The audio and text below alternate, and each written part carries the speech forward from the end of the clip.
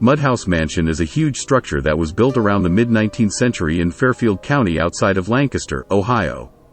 There have been several dates that have been given to when the property was built, but the most reliable date given is between the years 1840 and 1850.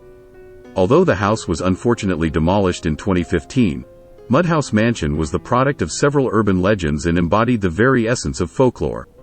The house was reportedly the most haunted residential structure in all of the state of Ohio. It was so well known that many paranormal investigators as well as regular people would travel to Lancaster, Ohio from many American states just to see what the hype was all about. Although the mansion was boarded up and there were "no trespassing" signs posted all over the property, that still did not prevent people from breaking in and investigating the place. One of the most common things that regularly happened was that the local high school teenagers would break in on Halloween night and conduct seances. Madhouse Mansion had not been occupied since the 1930s when it was sold to a particular local wealthy family.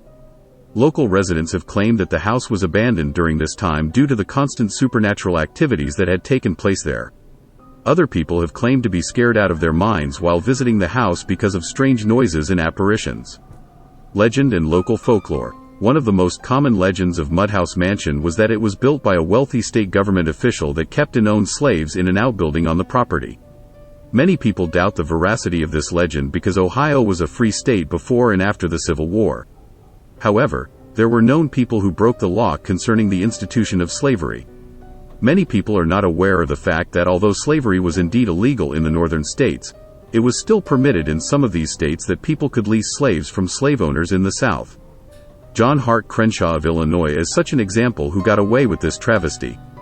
The original owner, according to local legend, was an incredibly vicious man who beat and tortured his slaves consistently.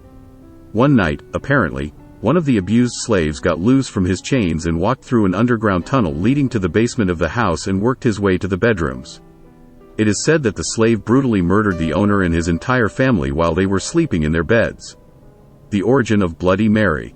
Before the house was demolished, many people have testified that they have heard the wailing cries of slaves and have seen the spirits of the deceased family that was murdered there. A second tale of folklore that was often repeated is that the house was the original home of Bloody Mary.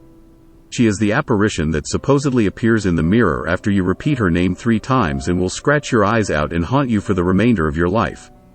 Some people believe that the tale of Bloody Mary originates from the 16th century tyrant monarch who was the daughter of King Henry VIII of England and Catherine of Aragon of Spain.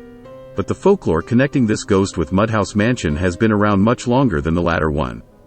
A third tale of folklore asserts that a psychopathic woman, who could have been the origin of Bloody Mary, murdered her entire family and committed suicide much like the Bathsheba witch in the film The Conjuring.